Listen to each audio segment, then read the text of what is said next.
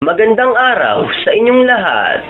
Samahan niyo kaming tuklasin, siyasatin at halongkatin ang misteryong nababalot sa report na ito. Kami po sina Renren, Rainiel, Marian, Jenna, Kate, at si Ray pa pala. Nag-uulat.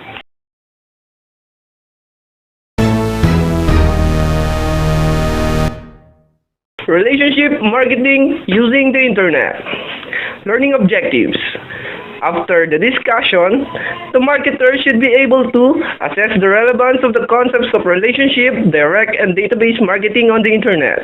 They should be able to evaluate the potential of the internet to support one-to-one marketing and the range of techniques and systems available to support dialogue with the customer over the internet. They should be able to assess the characteristics required of tools to implement one-to-one marketing.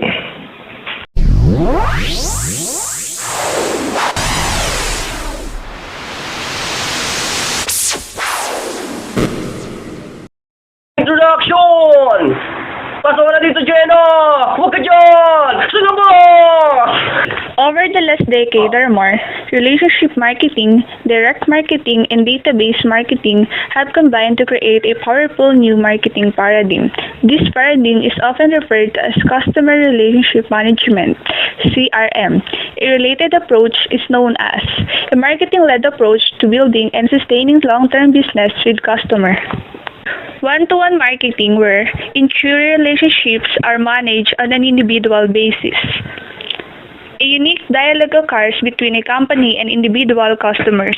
Electronic customer relationship management.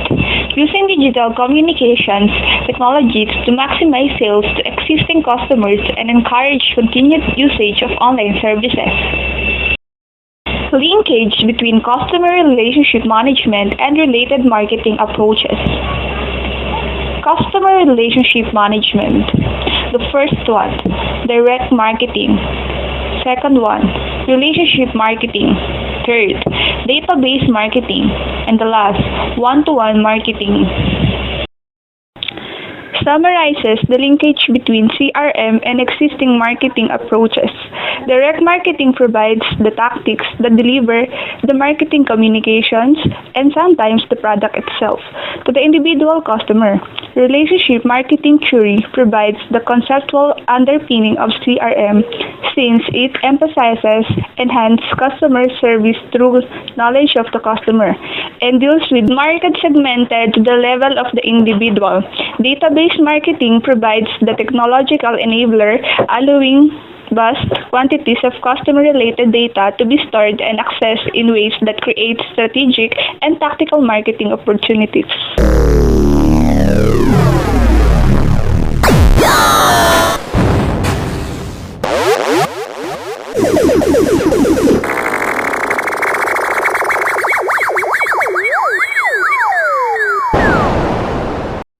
Hi, I'm Kit Simon Viehin, and I'm reporting to you the key concept of relationship marketing.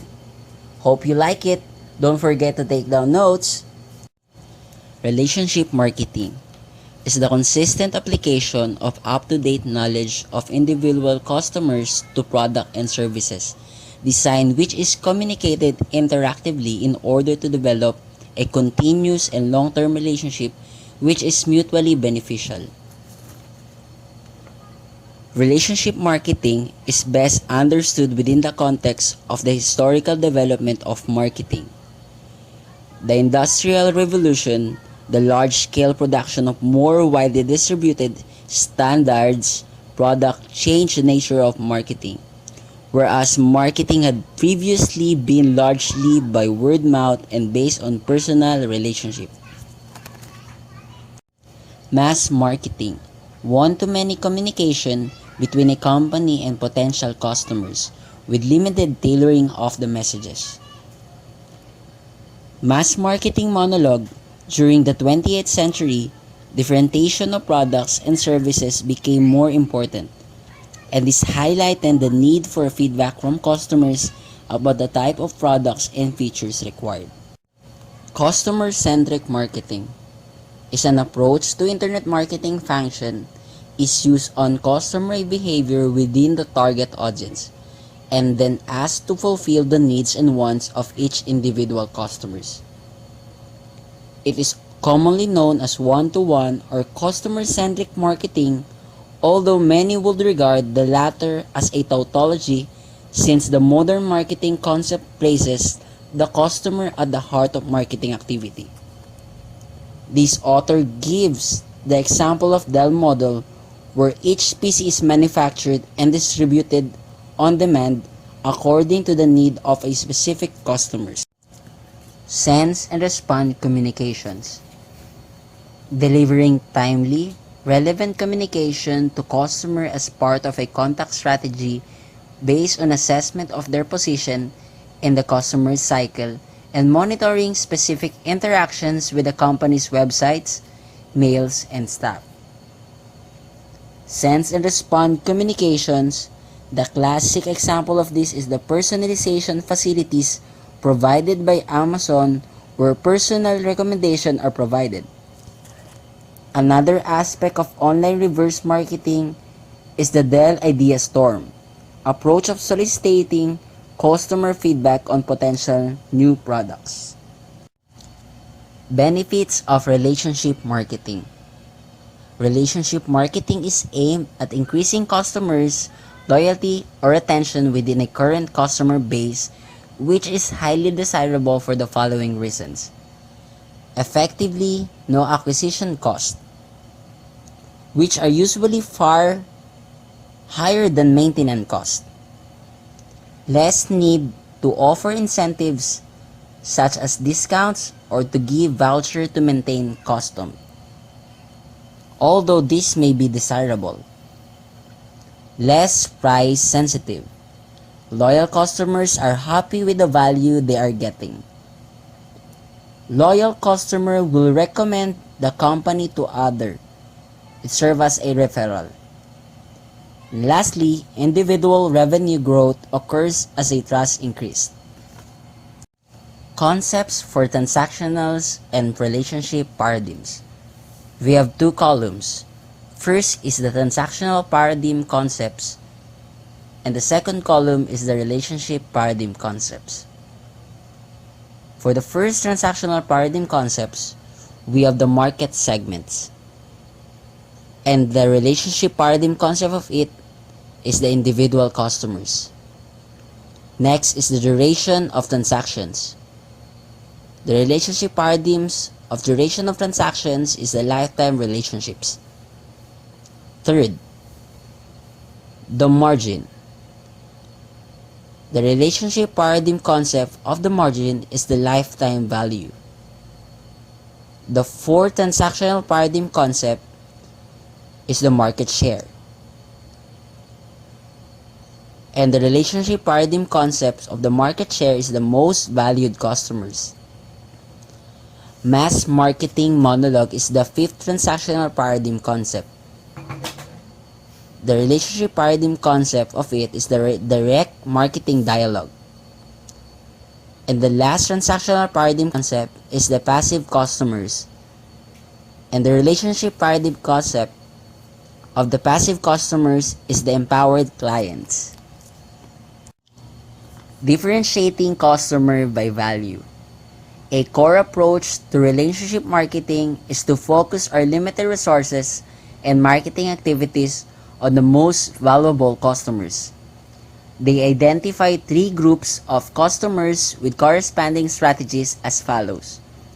First is the MVCs, or most commonly known as the most valuable customers.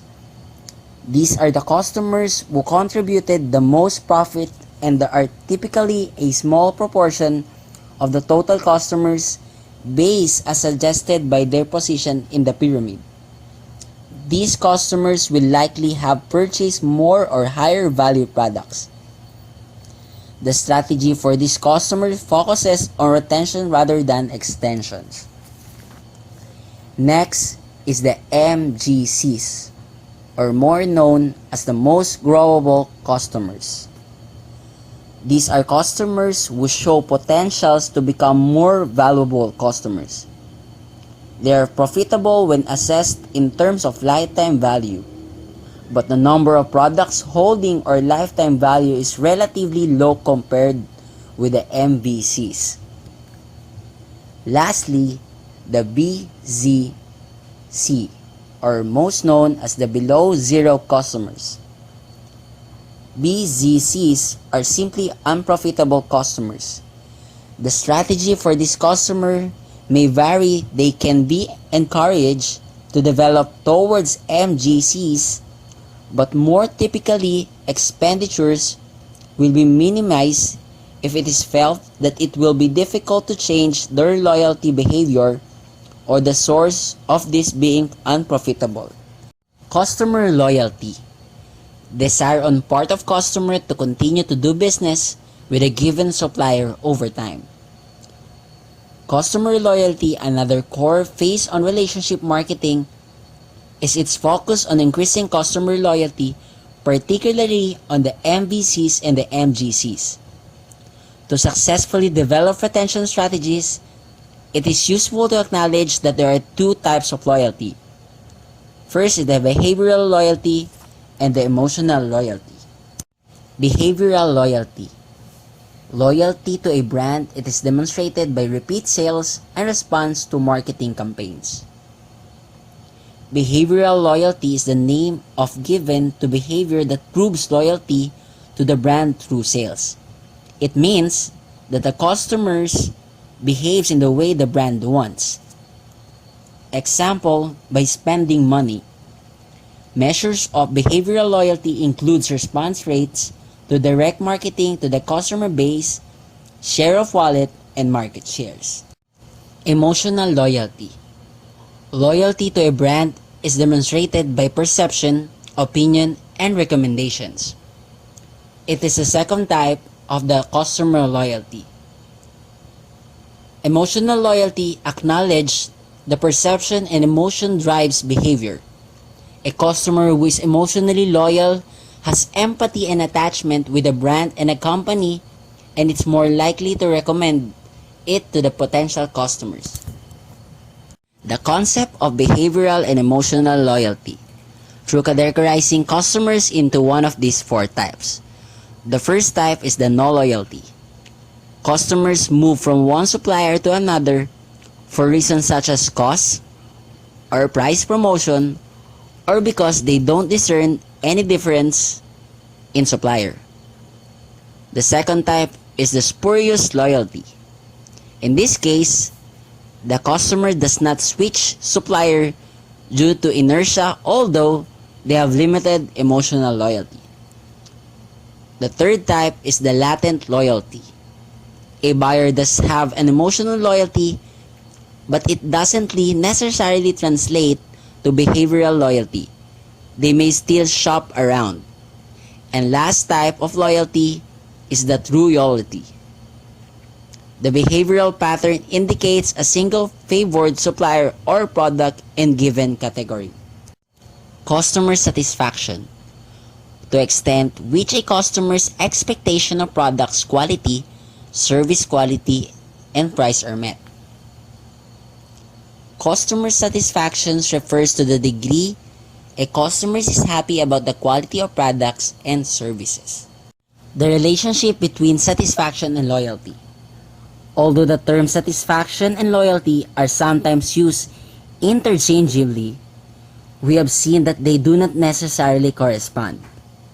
As we have seen, though there may be customers with a high degree of satisfaction who don't exhibit behaviorally loyalty, and conversely, customers who are behaviorally loyalty may be at risk of defection since they are not satisfied.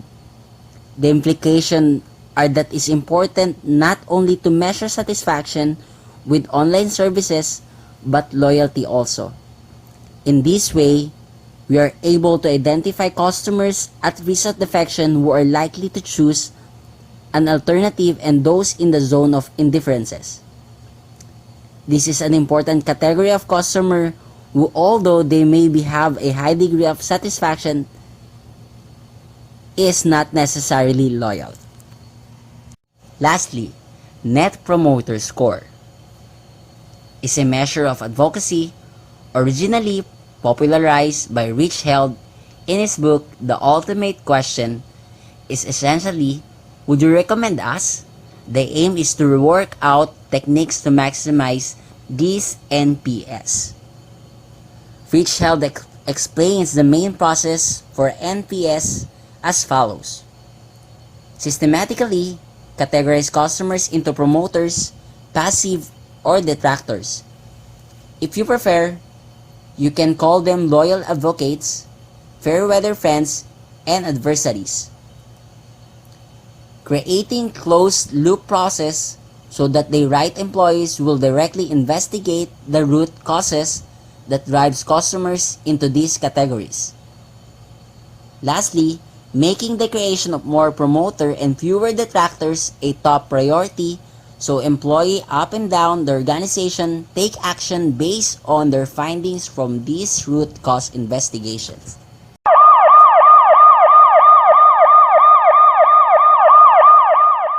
What is ECRM? Electronic Customer Relationship Management.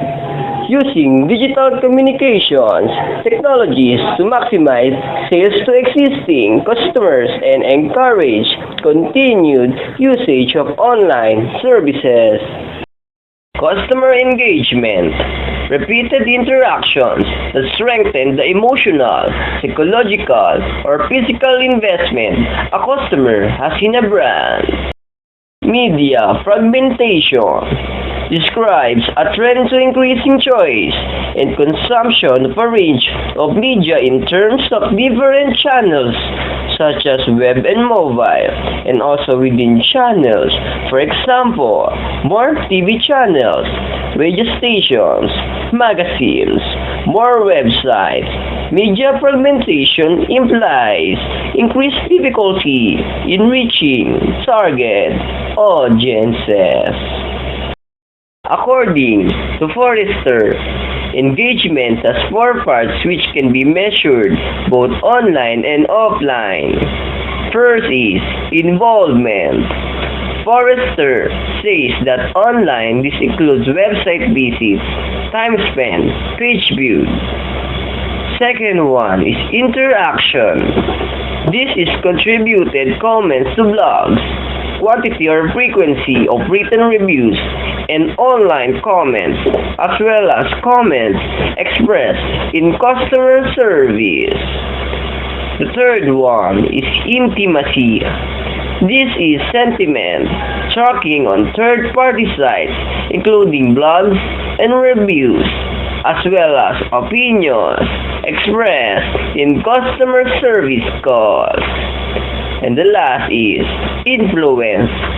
This is advocacy indicated by measures such as likelihood to recommend, brand affinity, content forwarded to friends, and etc.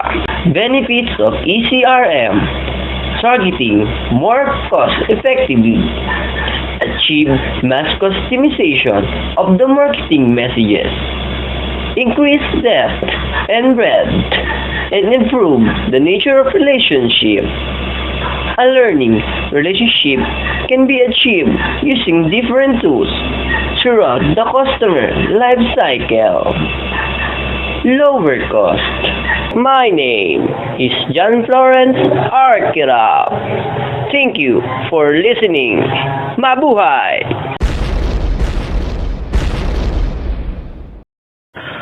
Customer Life Cycle Management. As was explained in Chapter 4 in the section on targeting marketing strategy, and through many case study, assessing and understanding the position of the customer in their relationship with an organization is key to online marketing strategy. In this section, we review methods of assessing the position of customers in the life cycle and the use of sense and response communications to build customer loyalty at each stage of customer life cycle. Customer selection means defining the types of customers that our company will market to. It means identifying different groups of customers for which to develop offerings and to target during acquisition, retention, and extension. Different ways of segmenting customers by value and their deepened life cycle with the company. Customer acquisition refers to marketing activities to form relationship with new customers while minimizing acquisition costs and targeting high-value customers. Example of that is service, quality, and selecting the right channels for different customers are important at this stage and throughout the life cycle. The four classic marketing activities of customer relationship management.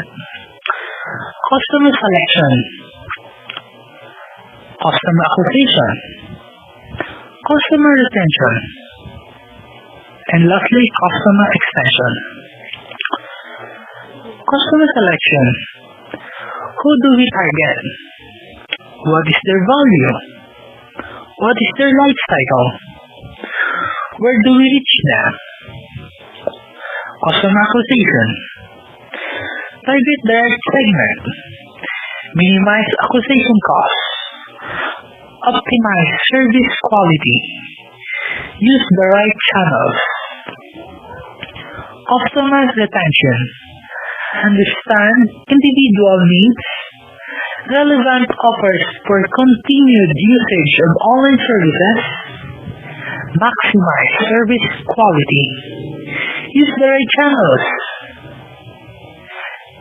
Customer extension. Sales and response. Cross-selling and upselling. Optimizing service quality. And use the right channels.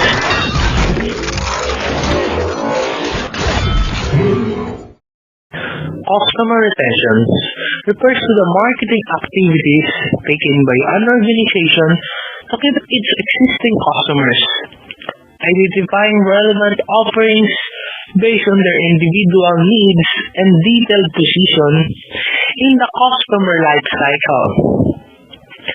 Customer extension. To increase the depth or range of products that a customer purchases from a company. This is often referred to as a customer development. There is a range of customer extension techniques that are particularly important online retailers.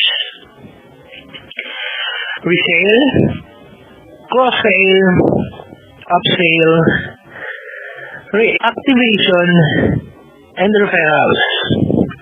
When we talk about resale, it's like similar products to existing customers, particularly important in some business-to-business contexts, as rebuy or modified rebuys. Cross-sales is selling additional products which may be closely related to the original purchase but not necessarily so. Upsale, subset of cross-selling, but in this case, selling more expensive product because going to upsell the product that you offer to the customer. Reactivation, customer who had not purchased for some time or have lapsed can be encouraged. You can encourage to purchase them again. Referrals, generating sales from recommendations from existing customer. For my example, like Red Logo, you offer referrals to get discount on other products. You can see that this framework distinguishes between customer retention and customer extension. Retention involves keeping the most valuable customers by selecting relevant customer for retention. understanding their loyalty factors that keep them buying, and then developing strategies that encourage loyalty and cement the relationship.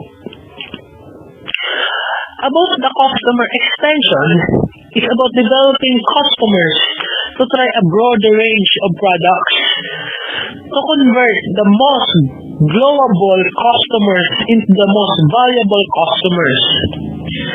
You will also see that there are common features to each area, like balancing cost and quality of service through the channels used according to the anticipated value of customers.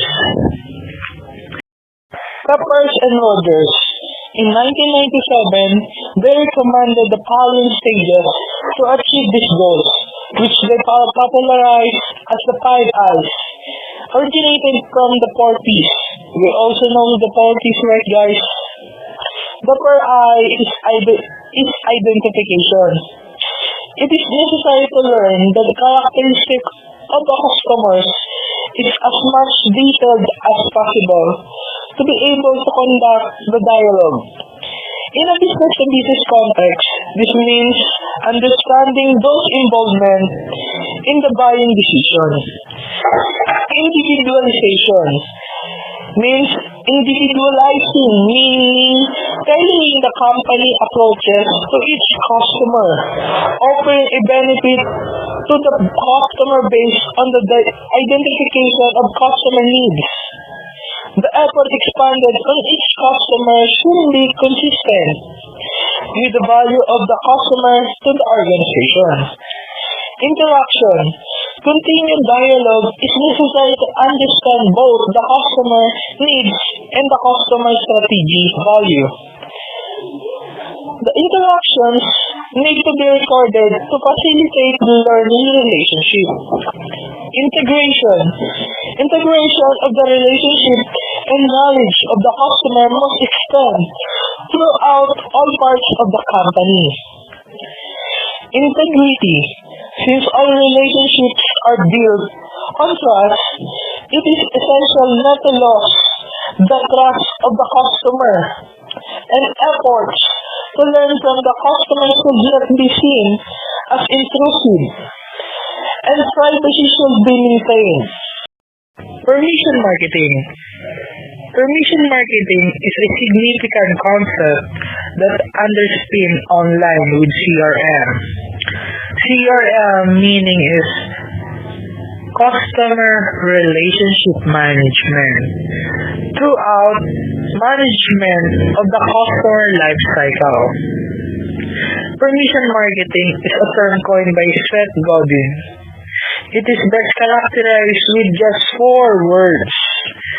Permission marketing is composed of anticipated, relevant, personal, and the lastly is timely.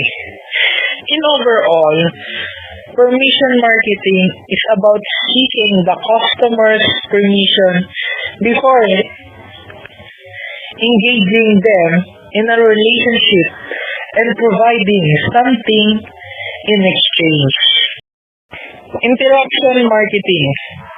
It's like how can the communications of any one company stand out. From the customer viewpoint, time is seemingly in ever shorter supply. Customers are losing patience and expect rewards for their attention. Time and information. Godin refers to the traditional approaches of interaction marketing. The traditional or the classic exchange is based on information or entertainment, like in business-to-business side. Offer a free report in exchange for a customer sharing their email and address, which will be used to maintain the dialogue. Into business to a company site can offer a screensaver in exchange. Opt-in. A customer proactively agrees to receive further information. Opt-out. A customer deadlines or declines the further to receive further information. contact strategy.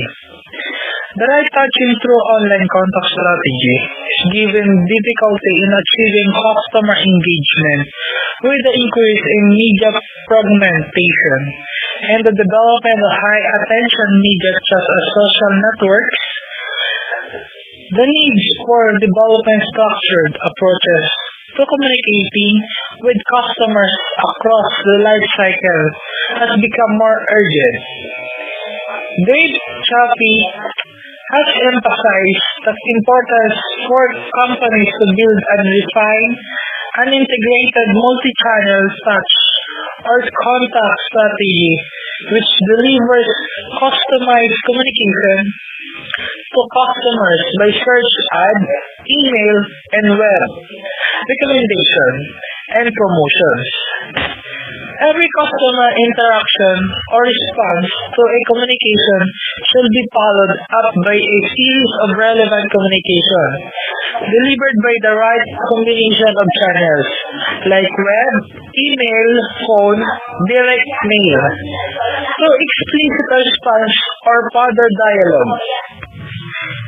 This contextual marketing, where the aim is to deliver relevant message which fit the current context of what the customer interested in according to the searches they have performed, the type of context they have viewed, or the products they have recently purchased.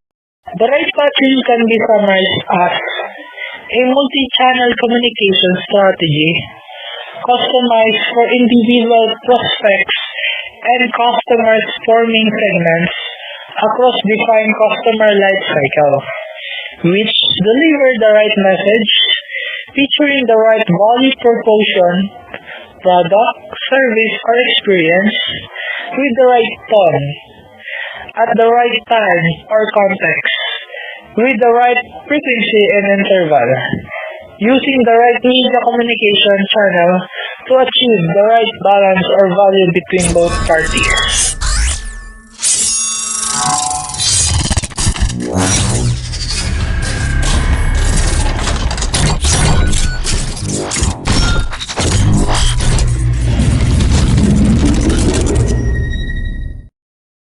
Approaches to implementing ECRM.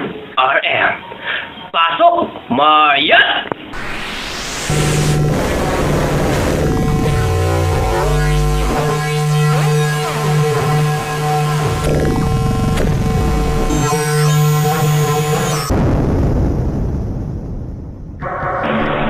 ECRM uses common approaches or processes to achieve online customer acquisition and retention. There are different stages of the customer life cycle. The first stage is to attract new and existing customers to site. For new customers, the goal is to attract quality visitors who are likely to convert to the site using all the online and offline methods of site promotion. To encourage new users to use the one-to-one facilities of the website, information about the website or incentives to visit it can be built into existing direct marketing campaigns such as catalog mail shots. Stage 2 is divided in two sections. First is incentivize visitors to action. The first time a visitor arrives to a site is the most important. If he or she does not find the desired information or experience, they may not return. We need to move from using the customer using the internet in pull mode to the marketer using the internet in push mode through email and traditional direct mail communications. The quality and credibility of the site must be sufficient to retain the visitor's interest so that he or she stays on the site. To initiate one-to-one offers or incentives must be prominent, ideally on the homepage. It can be argued that converting unprofiled visitors to profiled visitors is a major design objective of a website. Two types of incentives can be identified. Lead generation offers, which is offered in return for customers providing their contact details and characteristics. Second is sales generation offers. It encourages the product trial. A coupon redeem against a purchase is a classic example. The next part of the stage 2 is to capture customer information to maintain relationship. Capturing profile information is commonly achieved through an online form. which the customer must complete to receive the offer. As well as an online data capture, it is important to use all customer touchpoints to capture information and keep it up to date, since this affects the ability to target customers accurately. Apart from the contact information, the other important information to collect is the method of profiling the customer. Customer profiling is using the website to find out customer specific interests and characteristics so that appropriate information can be delivered to them. Page 3. Maintain dialogue using online communication. Dialogue will also be supplemented by other tools such as mail chats, phone calls, or personal visits, depending on the context. Many marketing devices can be used to encourage users to return the site. This includes loyalty schemes, news about a particular industry, new product information and price promotions, industry-specific information, personal reminders, and customer support. The inactive members of an email list are sometimes called the emotionally unsubscribed. They represent a significant issue in the management of customer email marketing programs. Although unsubscribe rates are usually low, there can be upward of 50% of a list who are emotionally unsubscribed. They are not actually subscribed but rarely open, or suggesting that email is not an effective communication channel. To avoid this and to maintain dialogue, it is important to ensure that the contact strategy has been planned and implemented to deliver relevant messages. Steps can be taken to manage this issue. This includes measure the level of activity in email response at a more granular level. Response rates from different segment types who have taken different actions can be also reviewed to see how engaging they find the newsletter. Next is the different frequencies. It may be appropriate to reduce frequency if customers become emotionally unsubscribed, and then emails received will have a large impact. Develop automated customer lifecycle emails, which are part of the contact strategy, which are relevant and tailored according to the interests of the subscriber. Lifecycle emails will include welcome email contact strategies, reactivation email strategies, and other services, messages such as customer feedback surveys. Ensure the fields that are used to customize messages are those that are most likely to be relevant. Often, this won't be the obvious fields such as gender, but contextual information related to content or products which have been recently consumed. Use offline communication such as different email and phones where these members express the preference of these. Stage 4. Maintain dialogue using offline communication. Direct mail or phone contact may still be cost-effective forms of communication, since this can also be tailored and may have more cut-through compared to an email. With direct mail campaigns, the aim may be to drive traffic to websites in a web response campaign using techniques such as online competition, online web seminar, and sales promotion. The IDIC approach to relationship building. An alternative process for building customer relationships online has been suggested by Peppers and Rogers. They suggest the IDIC approach as a framework for customer relationship management and using the web effectively to form and build relationships. Example of the application of the IDIC within web marketing includes customer identification. This stresses the need to identify each customer on their first site visit and subsequent visits. Common methods for identification are the use of cookies or asking a customer to log on a site. In the subsequent customer contacts, additional customer information should be obtained using process known as drip irrigation. Drip irrigation means collecting information about customer needs through their lifetime. Customer differentiation. This refers to building a profile to help segment customers. Activities suggested are identifying the top customers, non-profitable customers, large customers who have ordered less in recent years, and customers who buy more products from competitors. Customer interaction. These are interactions provided on site, such as customer service, questions, or creating tailored products. Companies should listen to the needs and experience of major customers. Interaction should be in the customer preferred channels. customer customization. This refers to the dynamic personalization of or mass communication of content or emails according to the segmentation achieved at the acquisition stage. This stage also involves further market research to find out if products can be further tailored to meet customer needs. Techniques for managing customer activity and value. A key part of ECRM strategy is to define measures which indicate activity levels and then develop tactics to increase activity levels through more frequent use. Objectives and corresponding tactics can be set for increasing the number of new users per month and annually through promoting online services to their visitors to a website, increasing the percentage of active users using direct communication such as emails, personalized website messages, direct mail, and phone communications to new, dormant, and inactive users. Increase the percentage of active users. Decreasing the percentage of dormant users who have not used the service or respond to communication within defined time periods such as 3 months. Decreasing the percentage of inactive users. These are those who signed up for a service such as online banking and had a username issued but have not used the service. You can see that corresponding strategies can be developed for each of these objectives. Another key metric, in fact, the key retention metric for e-commerce sites, refers to repeat business. The importance of retention rate metrics was highlighted by AgriWire. The main retention metrics they mention which influence profitability are repeat customer base, the proportion of the customer base that has made repeat purchases, number of transactions per repeat customer. This indicates the stage of development of the customer in the relationship. Revenue per transaction of repeat customer. This is a proxy for a lifetime value since it gives average order value.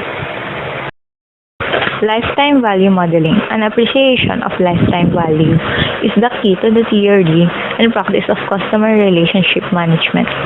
Lifetime value is the total net benefit that a customer or group of customers will provide a company over their total relationship with the company. Modeling is based on estimating the income and cost associated with each customer over a period of time, and then calculating the net present value in current monetary terms using a discount rate value applied for the period. Recency Frequency Monetary Value, or RFM analysis. RFM is sometimes known as FRAC. FRAC, frequency, recency, amount, and category. We will now give an overview of how RFM approaches can be applied, with special reference to online marketing. We will also look at the related concept of latency and hurdle rates. Recency. This is the recency of customers' action. It includes purchase, site visit, account access, and email response. Online applications of analysis of recency includes monitoring through time to identify vulnerable customers and scoring customers to preferentially target more responsive customers for cost savings. Frequency. It is the number of times an action is completed in a period of a customer's action. It includes the purchase, visit, and email response. Monetary value. The monetary value of purchases can be measured in different ways. For example, average order value of $50, total annual purchase value of $5,000. Generally, customers with higher monetary values tend to have a higher loyalty and potential future value since they have purchased more items historically. One example application would be to exclude these customers from special promotions if their RF score suggested they were actively purchasing. Frequency is often a proxy for monetary value per year since the more products purchased, the higher the overall monetary value. It is possible, then, to simplify analysis by just using recency and frequency. Monetary value can also skew the analysis with high-value initial purchases. Latency. This is the average length of time that different customer types takes between different activities. For example, logins, paying bills, first and second purchases. Hurdle rate, the proportion of customers that fall within a particular level of activity. For example, the percentage of members of an email list that click on the email within a 90-day period, or the number of customers that have made a second purchase. RFM analysis involves two techniques for grouping customers. The first one is the statistical RFM analysis. This involves placing an equal number of customers in each RFM category using quantiles of 20%. The second one is arbitrary divisions of customers' database. This approach is also useful since the marketer can set thresholds of value relevant to the understanding of their customer. Propensity modeling. This is the approach of evaluating customers' characteristics and behavior and then making recommendations for future products. Loyalty schemes. Loyalty schemes are often used to encourage customer extension and retention. The often used schemes for ECRM purpose are initial bonus points for sign-up to online services or initial registration, points for customer development or extension, additional points to encourage reactivation of online services, and popular products are offered for a relatively low number of points to encourage repeat purchases. Virtual communities and social networks. Virtual community. It is an internet-based forum for special interest groups to communicate. According to Durlacher, depending on market sector, an organization has a choice of developing different types of community. Communities of purpose, position, and interest. Purpose. People who are going through the same process or trying to achieve a particular objectives. Position. People who are in a certain circumstance such as a health disorder or in a certain stage of life such as communities set up especially for young people or old people. Interest. This community is for people who share an interest or passion such as sport, music, or leisure. Profession. These are important for companies promoting B2B service. Virtual worlds.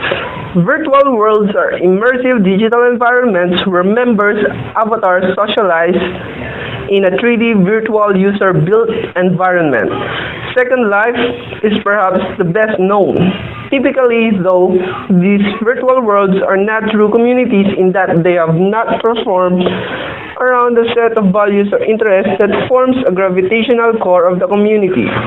Virtual buildings and sports arenas may have advertising hoardings, etc. But this essentially aids the traditional marketing of the offline real world. As the virtual worlds are not drawn together by a common affiliation, they do not form the neat self-defining marketing target of the virtual community. Game over. Thank you!